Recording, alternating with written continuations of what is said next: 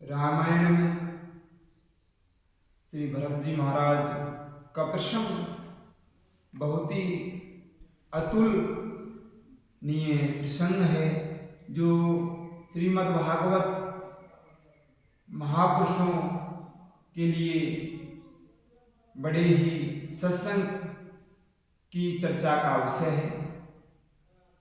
भरत जो नाम है वह बड़ा ही पावन और श्रेष्ठ है।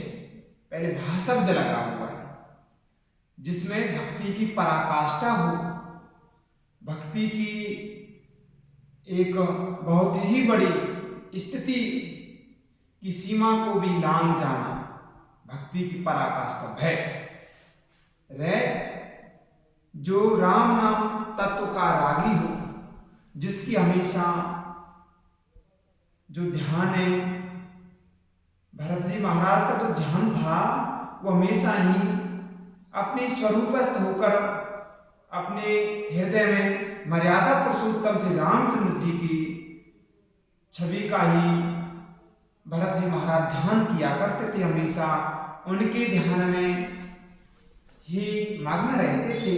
इसलिए जो राग शब्द है, जो उस राम नाम शब्द का रागी है, जो बिना पलक झपके और एकाग्रता से भगवान श्री राम का ही ध्यान करते हैं, अपने हृदय गम स्थिति में पुरुष तत्व के रूप में जो नारायण विराजमान है उसका ध्यान करते हैं, वही भरत है।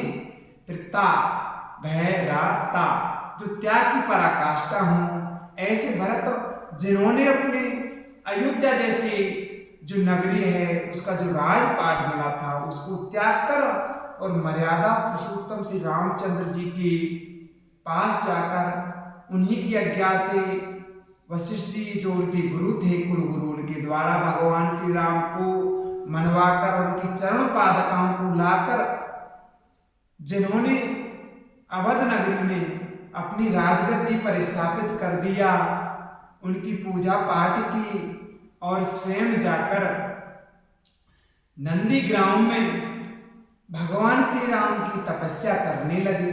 ऐसे भरत इस भारत में दोबारा से जन्म नहीं ले सकते। क्यों? वो भरत तो भरत ही हैं, जिनको हनुमान जी से जब भगवान श्री राम मिले हैं तो क्या कह रहे? भरत सम भाई, तुम तो मेरे भरत के समान कहता हो। लक्ष्मण जी का नाम नहीं लिया, यानी शत्रुघ्न का नाम लिया, भरत जी का नाम लिया।